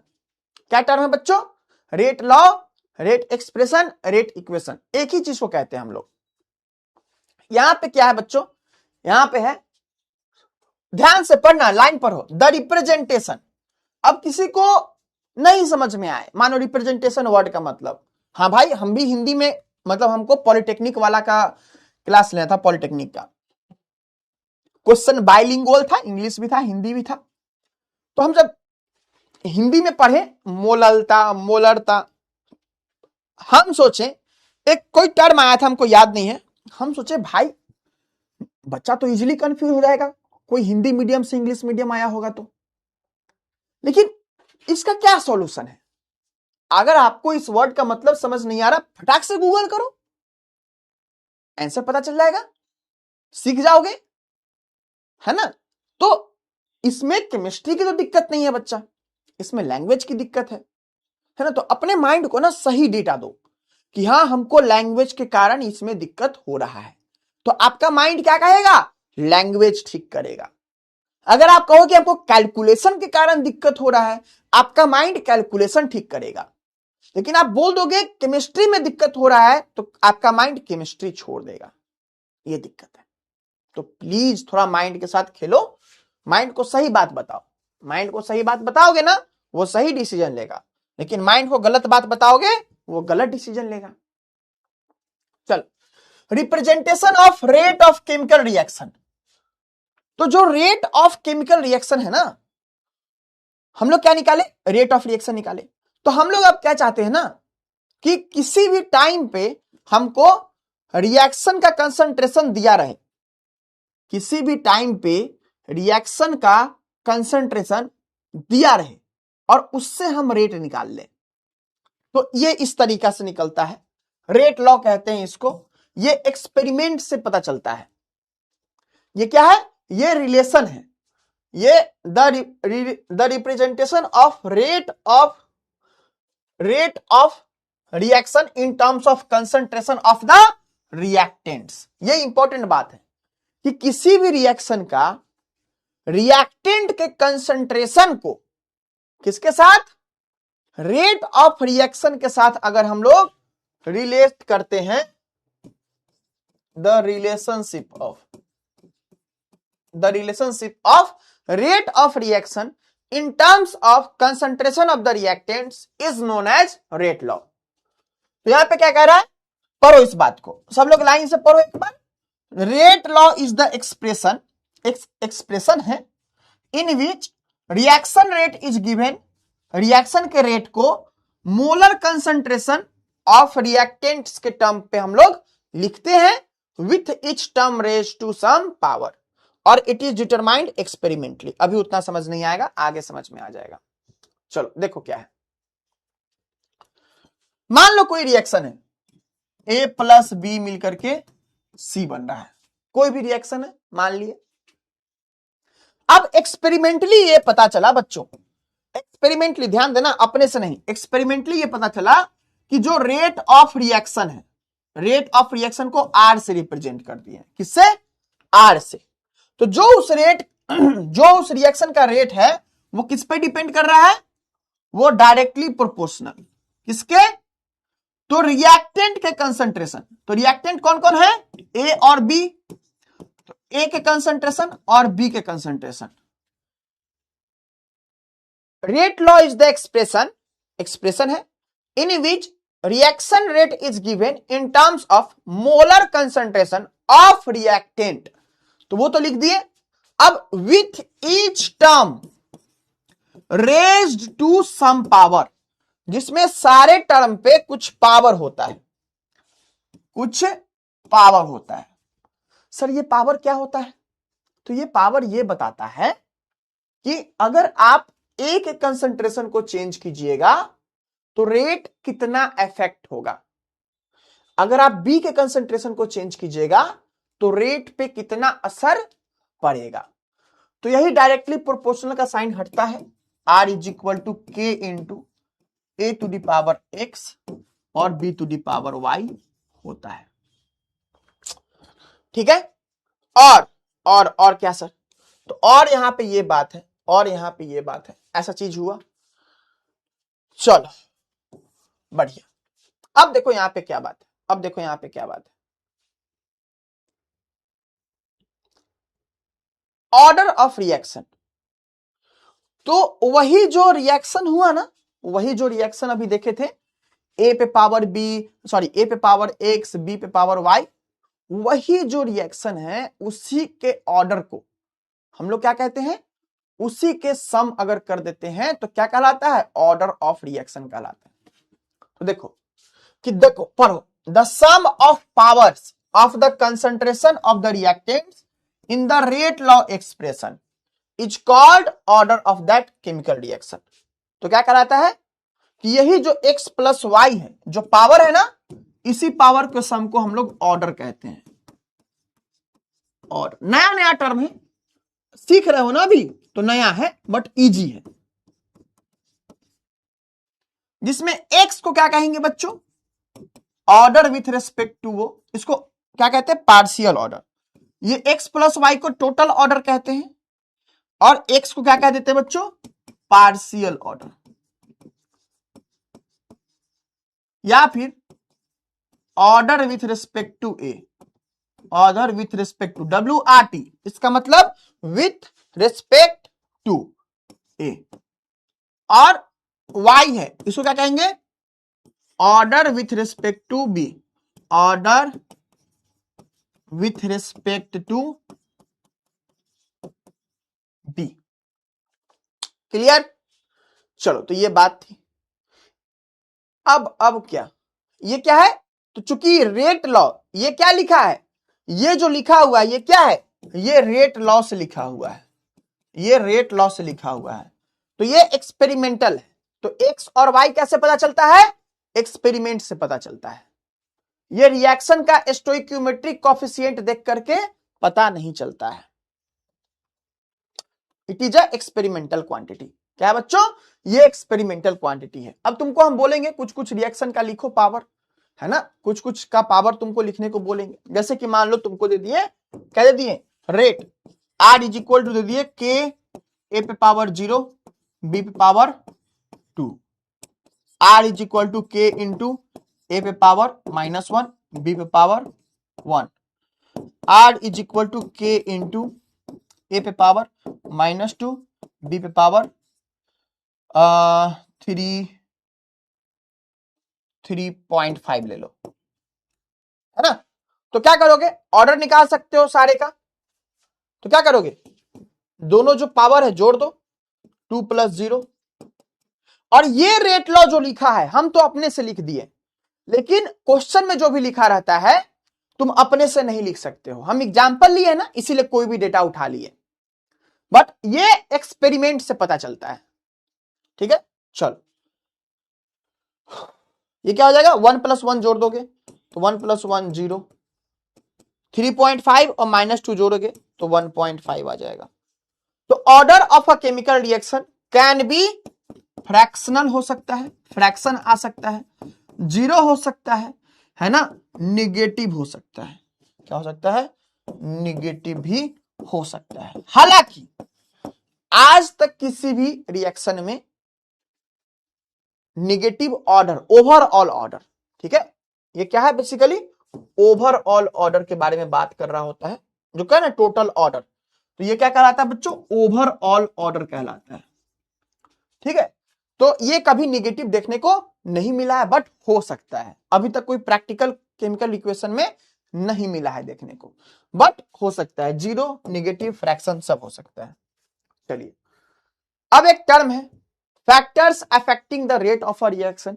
किसी रिएक्शन के रेट को कौन कौन सा फैक्टर डिपेंड करता है, कौन कौन सा ऐसा फैक्टर है जो rate of a chemical reaction को चेंज करता है। तो देखो, सबसे पहले तो कंसंट्रेशन ऑफ रिएक्टेंट, है ना, सबसे पहले तो क्या हो जाएगा, कंसंट्रेशन ऑफ रिएक्टेंट, है ना। दूसरा क्या हो जाएगा, प्रेशर हो जाएगा। तीसरा क्या हो जाएगा बच्चों, टेम्परेचर हो जाएगा। तो ये सब ऐसा फैक्टर है, अगर आप इसको चेंज करोगे तो क्या होगा, rate of a chemical reaction change हो जाएगा। और चौथा क्या हो जाएगा, कैटलिस्ट। ठीक है, तो ये सब फैक्टर पे डिपेंड करता है रेट। यहां पे एक और चीज छूट गया हमसे, है ना, एक और चीज छूट गया कि जो रेट ऑफ रिएक्शन है, अगर मानो वहां पे ना अगर सॉल्यूशन है तो मोलर कंसंट्रेशन हम लोग मेजर कर ले रहे हैं। तो अगर मानो कोई गैसियस रिएक्शन होगा, अगर कोई गैसियस रिएक्शन होगा तो गैसियस रिएक्शन कितना कम हुआ कितना ज्यादा हुआ ये कैसे पता चलता है? तो उसके प्रेशर से, है ना, उसके प्रेशर से। तो उसमें ROR लिखना पड़ेगा, अगर सॉरी ROR लिखना पड़ेगा किसका? रिएक्टेंट के लिए। तो minus of change in pressure, change in pressure, और प्रेशर किस में नापते हैं? तो ATM में, बाय टाइम टेकन, ठीक है। और रेट ऑफ रिएक्शन ये किसका है? ये एवरेज रेट लिख रहे हैं, प्रोडक्ट का क्या हो जाएगा? तो चेंज इन प्रेशर क्या हो जाएगा बच्चों?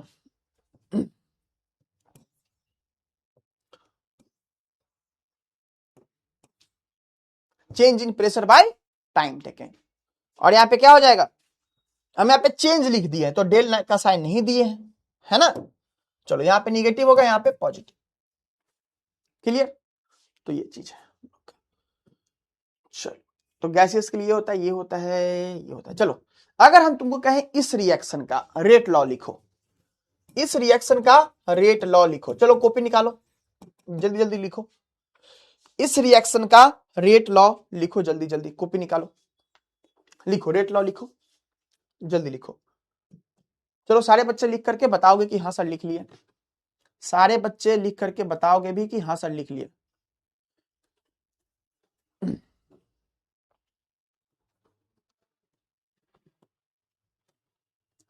जल्दी लिखो।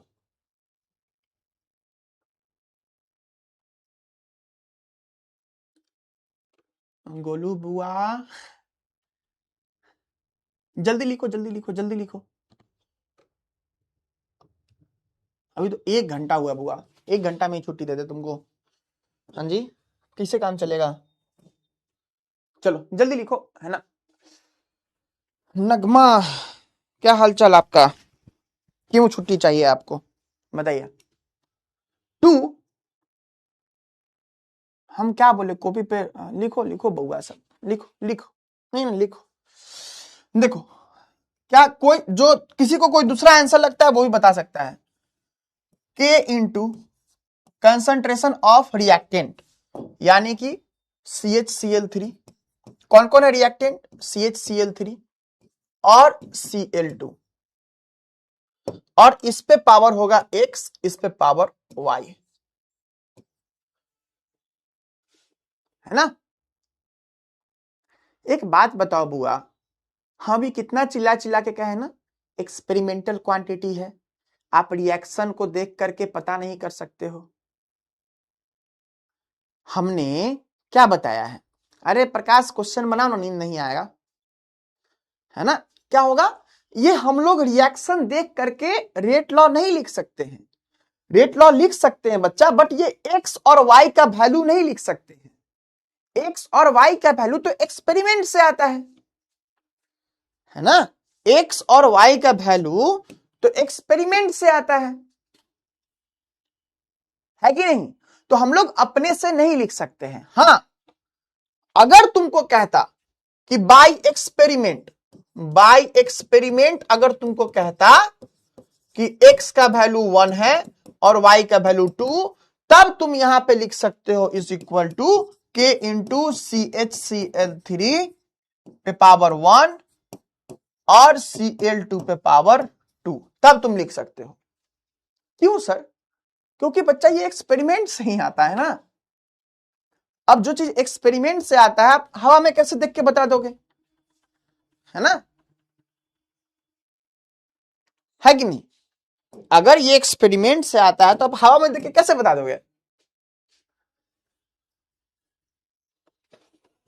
अजी क्लियर है बात? क्लियर है बात? चलिए इसका रेट लॉ लिखिए, जल्दी से इसका रेट लॉ लिखिए। रेट लॉ किसका होता है बच्चों? रिएक्टेंट का ही होता है। रेट लॉ किसका होता है? रिएक्टेंट का ही होता है। सर कुछ इजी ट्रिक? अरे इसमें क्या ट्रिक चाहिए बुआ, इसमें क्या ट्रिक चाहिए शिवम बताओ तो। जो रिएक्टेंट में है उसको रख देना है R is equal to K into reactant में कौन है, तो देखो कौन है, बस आंख का यूज करना है, शॉर्ट ट्रिक यही है, आंख का अगर सही यूज कर लिए तो बना दोगे, into power X power Y.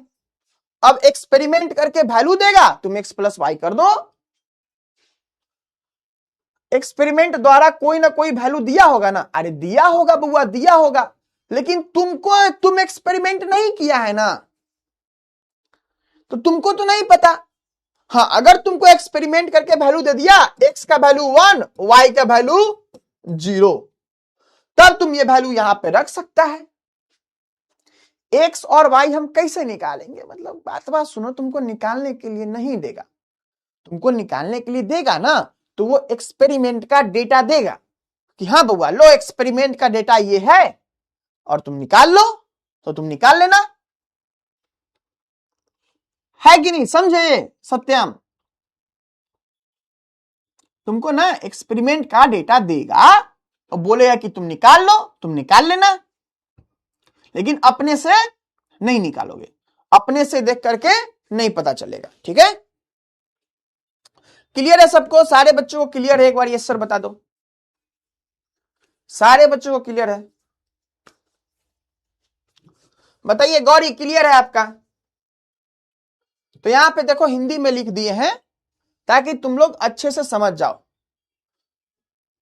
है ना, ये हिंदी में लिख दिए, सब लोग एक बार पढ़ लो। तो हम लोग रिएक्शन का इक्वेशन देखकर रेट लॉ नहीं लिख सकते हैं, ये एक्सपेरिमेंटली फाइंड आउट क्या आता है। यहां पे लिखा है रेट लॉ, बेसिकली कहने का मतलब क्या है, वो एक्स और वाई के बारे में रेट लॉ लिख सकते हैं, लेकिन ऑर्डर वाला पार्ट अपने से नहीं लिख सकते हैं, है ना। चलिए वो छुट्टी तो बुआ 1.5-2 घंटा पे ही मिलेगा, है ना, आपको बीच में बोलने से कोई फायदा नहीं है, आप अपना एनर्जी वेस्ट कर रहे हो, मेरी बात को भी समझो, है ना। एक टीचर आपको पढ़ाना चाह रहा है ना, तो आप पढ़ो, पढ़ना चाहिए आपको, है ना। चलिए अब है unit of rate constant. Rate constant का क्या यूनिट है? ठीक है सर, पावर 0 होगा तो 1 ना हो जाएगा बुआ, अभी फिर तुम खुद सोचो अपना क्वेश्चन क्या पूछे हो। सर पावर अगर 0 होगा तो ओवर, तुम लिखो ये बात सत्यम कि ओवरऑल ऑर्डर 1 हो जाएगा, है ना, तुम लिखोगे ना सब बात को, हाँ ठीक है, तुम लिखोगे तब तो समझ में आएगा हमको, हम थोड़े ना भगवान है ना। चल यूनिट्स ऑफ रेट कांस्टेंट, तो रेट कांस्टेंट का यूनिट क्या हो जाएगा, रेट कांस्टेंट का यूनिट क्या हो जाएगा, इस पे बहुत क्वेश्चन पूछता है, ध्यान से सुन लोगे समझ में आ जाएगा, है ना। अच्छा एक बात बताओ, अगर कोई रिएक्शन है R is equal to K into ए पे पावर समथिंग बी पे पावर समथिंग, ठीक है, तुम बताना इंसान की तरह,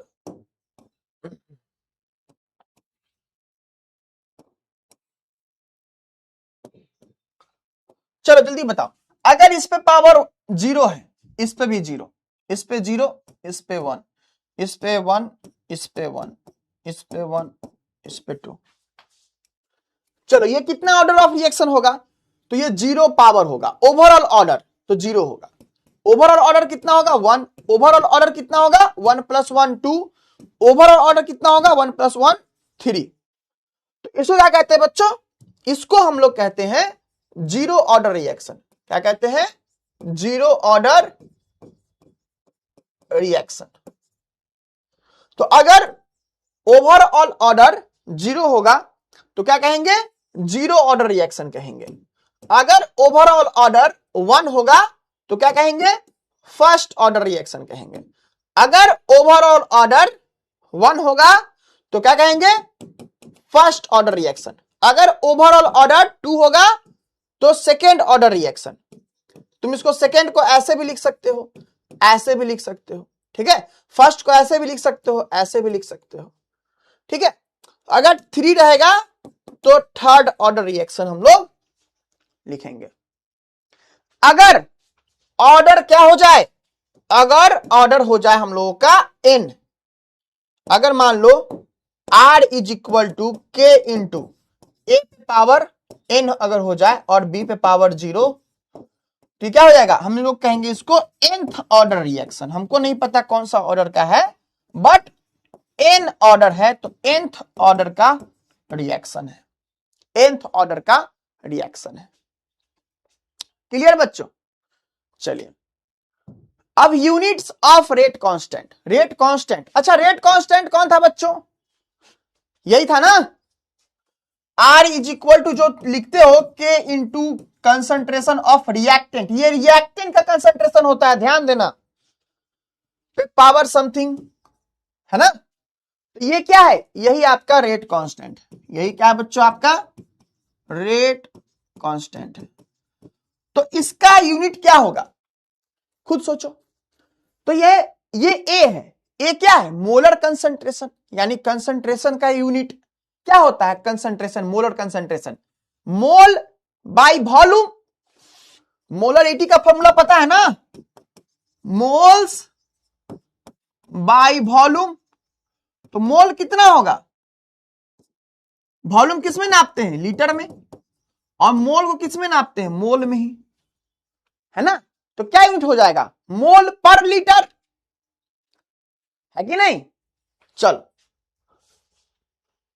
तो देखो एक फॉर्मूला यूज करना, एक फॉर्मूला यूज करना। कौन सा फॉर्मूला सर?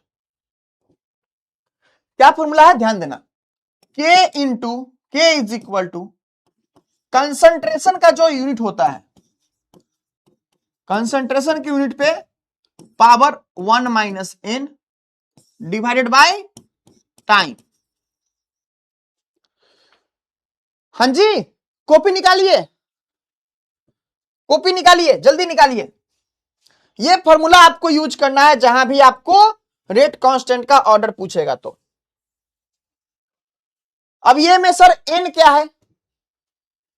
n आपका ऑर्डर ऑफ रिएक्शन है। n क्या है? Overall order of reaction, overall order of reaction. चलो अगर ऑर्डर, चलो कॉपी निकालो बुआ, कॉपी निकालोगे तभी, कॉपी निकालो चलो जल्दी से। तुमको अगर पूछे फर्स्ट ऑर्डर का बताओ, फर्स्ट ऑर्डर के लिए, first order reaction, sorry zero order reaction, किसके लिए बताओ? जीरो ऑर्डर रिएक्शन के लिए। जीरो ऑर्डर रिएक्शन के लिए बताओ बुआ, जीरो ऑर्डर रिएक्शन के लिए बताओ, क्या बताओगे? Unit of rate constant. क्या करोगे? जल्दी कॉपी निकाल लिए, फॉर्मूला रखो। कंसंट्रेशन का यूनिट क्या होता है? जल्दी बताओ। तो मोल पर लीटर, मोल पर लीटर, और उस पे पावर 1 माइनस n है, पावर 1 माइनस n है। तो जीरो ऑर्डर के लिए n का वैल्यू क्या होगा? जीरो ऑर्डर के लिए n का वैल्यू 0 हो जाएगा, डिवाइडेड बाय टाइम। तो ये कितना हो गया? ये हो गया हम लोगों का मोल पर लीटर इंटू टाइम। तो मोलरिटी तो मोल ही होगा, लीटर को ऊपर में -1, टाइम सेकेंड में लिए तो -1। चलो क्लियर है सबको? जल्दी से बताओ, कॉपी में करोगे एक बार में हो जाएगा। चलिए जी जल्दी बताइए गुरु, क्लियर है? इसका ट्रिक भी है sir, shall we call it infinite. ऐसी बात हम कब बोले बुआ इनफाइनाइट? चलिए हुआ। चलिए हमको बताइए फर्स्ट ऑर्डर का, यही फॉर्मूला यूज करना है, यही फॉर्मूला यूज करना है फर्स्ट ऑर्डर का। बताइए, यही फॉर्मूला यूज करना है फर्स्ट ऑर्डर के लिए, बताइए जल्दी बताइए।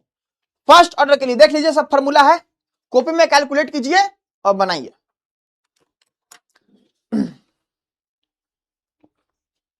हाँ केमिकल काइनेटिक्स के नेम पे रेट रेट रेट उस वक्त से चल रहा है, अब क्या करें, वही चैप्टर है बच्चा, है ना।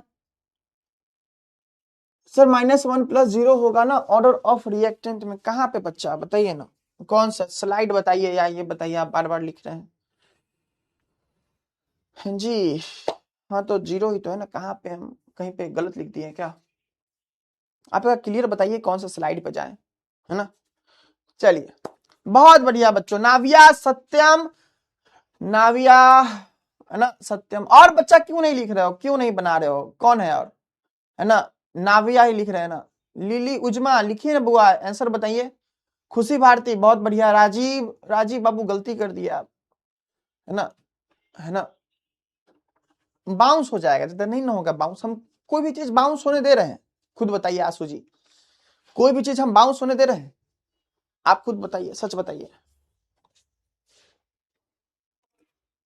फर्स्ट ऑर्डर के लिए के का वैल्यू क्या होता है बच्चों, जल्दी बताओ। तो क्या हो जाएगा, कंसंट्रेशन पे power 1 minus N by time. तो कंसंट्रेशन पे पावर कितना हो जाएगा, 1 माइनस एन, यानी 1 माइनस फर्स्ट ऑर्डर के लिए यानी 1 बटा टाइम।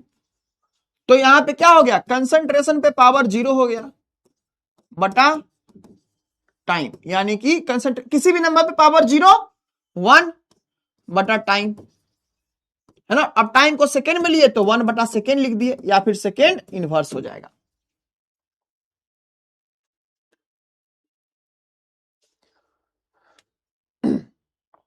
थोड़ा देर और बचा है, 10-15 मिनट और बस।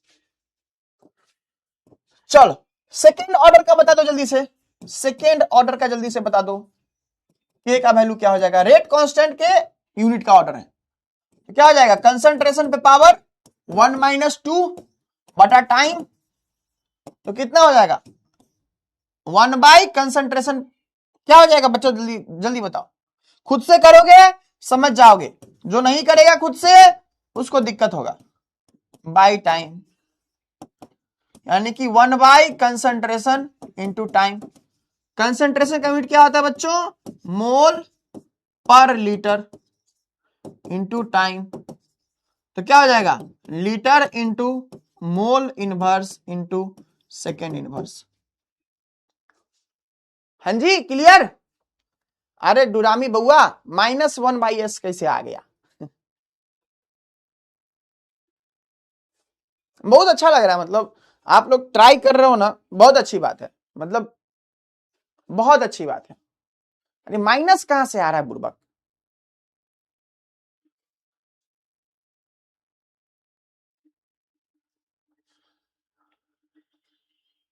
फर्स्ट वाले में मोल पर लीटर क्यों नहीं लिए, कहां नहीं लिए, हर जगह तो लिए ही है, कहां नहीं लिए।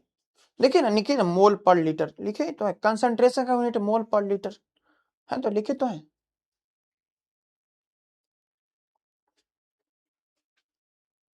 बताइए क्लियर है सबको। अब ये तो तरीका है फॉर्मूला से, ट्रिक से याद कर लोगे, ट्रिक बता दिया जाए, क्या कहते हो, ट्रिक बता दिया जाए बच्चों। ट्रिक क्या है बच्चों, ट्रिक ये है, ट्रिक कुछ नहीं है, बेसिकली ऑब्जर्वेशन है बुआ, है ना।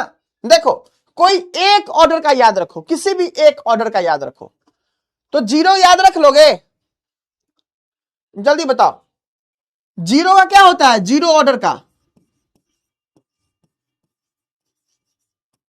तो कंसंट्रेशन बटा टाइम होता है ना।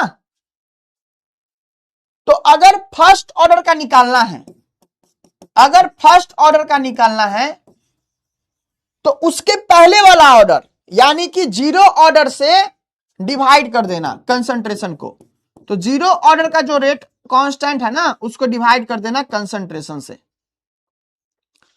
अगर सेकेंड ऑर्डर का निकालना है तो क्या करोगे तुम, 0 ऑर्डर का, सॉरी, सेकेंड के पहले कौन आता है, फर्स्ट ऑर्डर। सेकेंड के पहले कौन आता है बच्चों, फर्स्ट ऑर्डर। तो फर्स्ट ऑर्डर बटा कंसंट्रेशन। तो स्लाइड नंबर 20 में और ऑर्डर ऑफ एक्शन में आपने बोला 1 + 1 = 0, लेकिन वहां पे -1 + 0 होगा।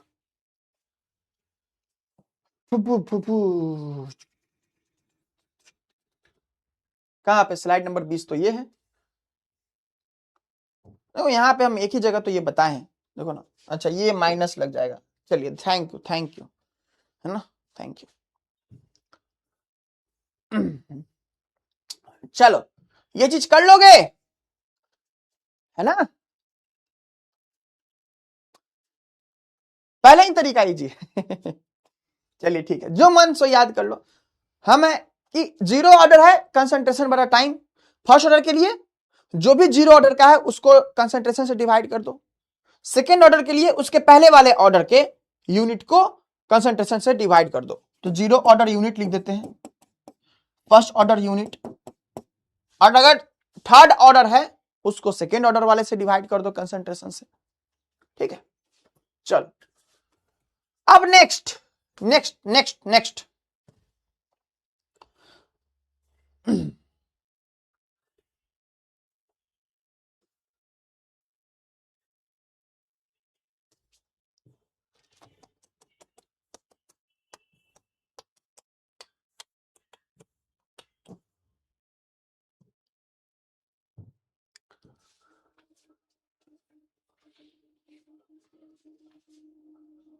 हाँ जी, क्या छोड़ दिया जाए?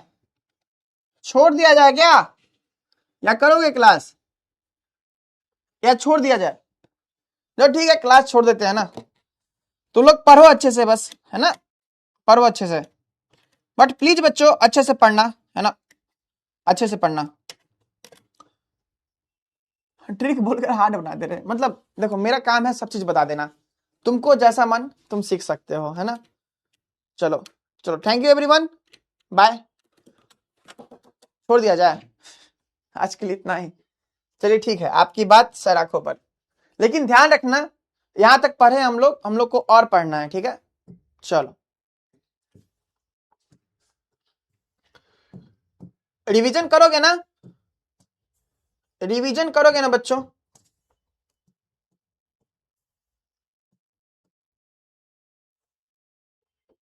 रिवीजन करोगे ना कि नहीं?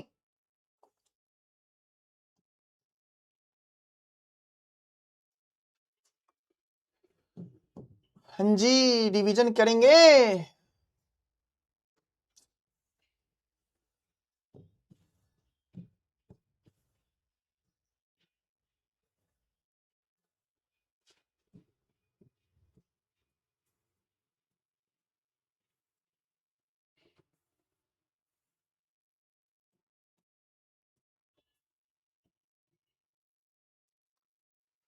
चलिए रिवीजन कीजिएगा बच्चों, रिवीजन कीजिएगा।